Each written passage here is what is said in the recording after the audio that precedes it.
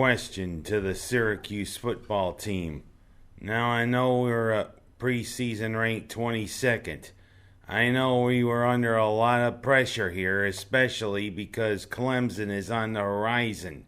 This Saturday, in fact, for the home opener.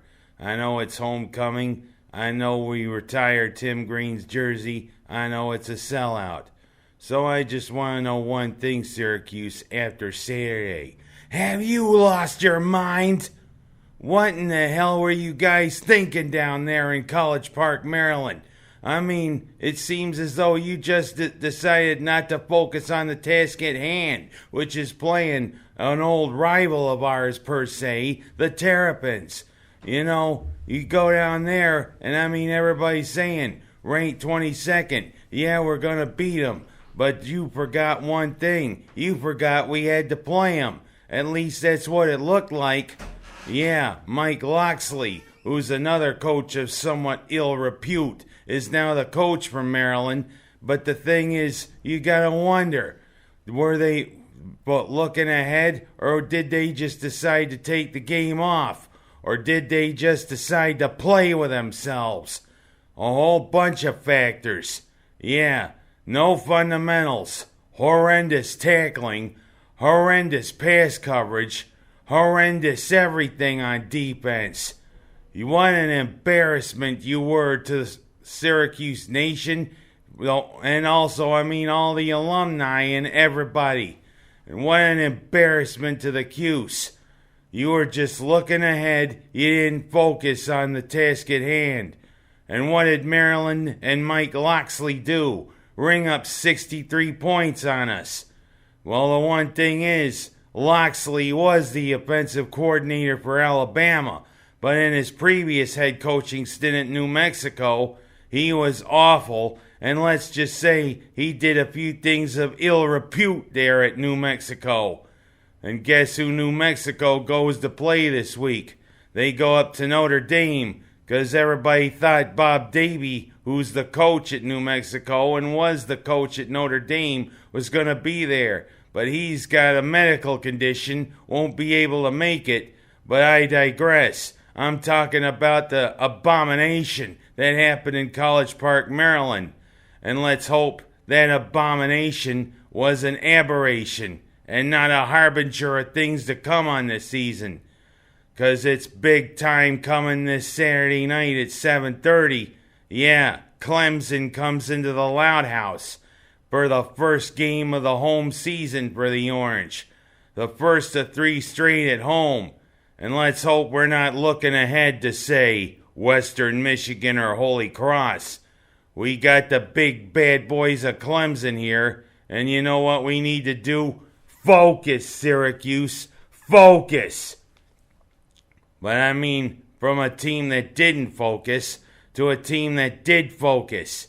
Yes, the Buffalo Bills kicked off their season down there in New York City, taking on our old divisional rivals, the Jets, Jets. But at least Buffalo was focused, or for 3 quarters it looked like it was going to be another abomination. Because guess what? Buffalo's offense kind of sleepwalked through much of the game, especially the first half, when Josh Allen committed 4 turnovers, although a couple of them weren't his fault. Cole Beasley decided to make a little slaw, but he forgot to wash his hands. It slipped through his hand right to the Jets linebacker, who took it in for a score. And another one, John Feliciano, decided to look like Jose Feliciano with 2 bad penalties that assisted the Jets also. But the defense really rescued Buffalo then. For 4 turnovers, they only surrendered 6 points. And it also helped because the Jets got a kicker that, is so raw. He didn't make an extra point, and he didn't make a field goal. But then we came back there in the second half, even with a problem of a safety and a touchdown and a 2-point conversion. At least Josh Allen showed he's got some guile, and he's got some intestinal fortitude to help lead the Bills back. And of course, the new arrivals, Devin Singletary, showing why I don't think we'll miss LaShawn McCoy with his runs, and John Brown with his winning touchdown catch. Welcome to the Bills, John Brown. You are a deep threat, along with Robert Foster. A big clutch 17-16 win over the Jets. But I digress. Guess what? Buffalo's got to come right back to the same stadium next week.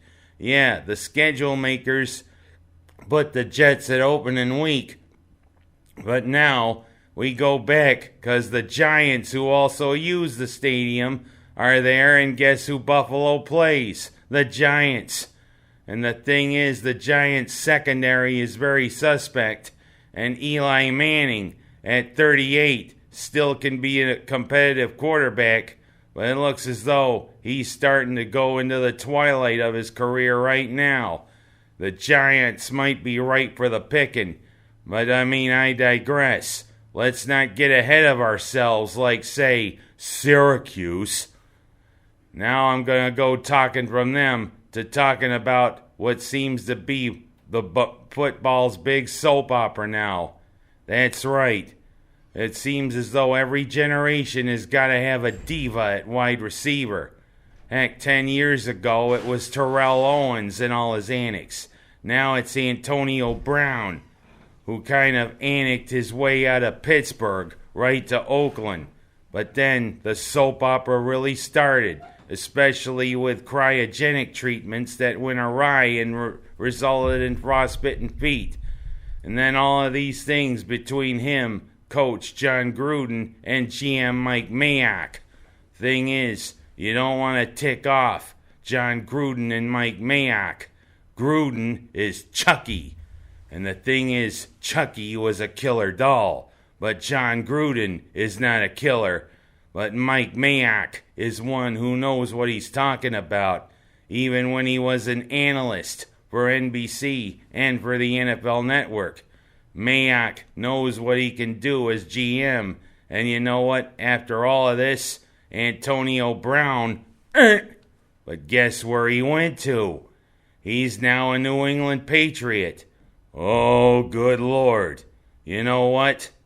But Bill Belichick, Tom Brady, the Patriots, the Crafts, they can have that walking soap opera. They can have that arrogant Twilight Zone. Antonio Brown, yeah, you're the biggest soap opera now. Let's tune into General Hospital, shall we? Let's tune in to The Young and the Restless. Cue the theme.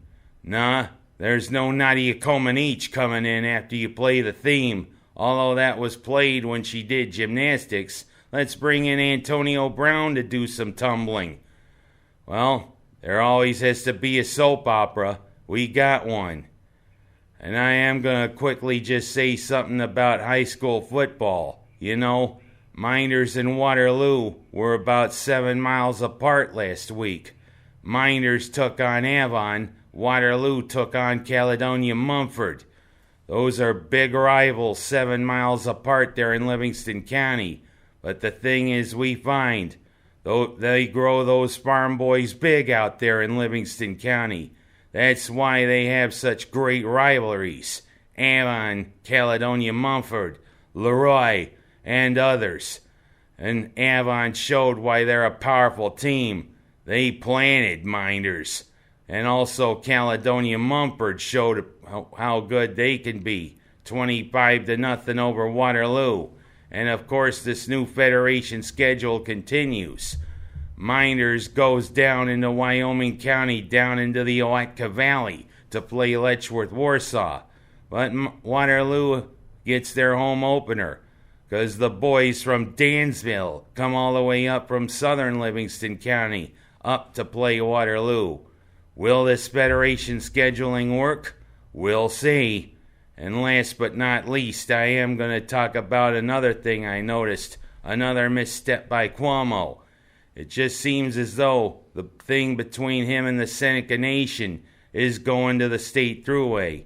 There's a 4-mile stretch of the thruway right where Chautauqua and Erie County is, through the Seneca Nation. And the speed limit is reduced, but the thing is this. He's putting the safety of motorists behind this whole thing. 'Cause that road, I will tell you, is so dilapidated, it's an accident waiting to happen. You know, Cuomo, get off this thing with the Seneca Nation. Yeah, they should be paying taxes to the state. But the thing is, you shouldn't hold motorists' lives at risk because of it.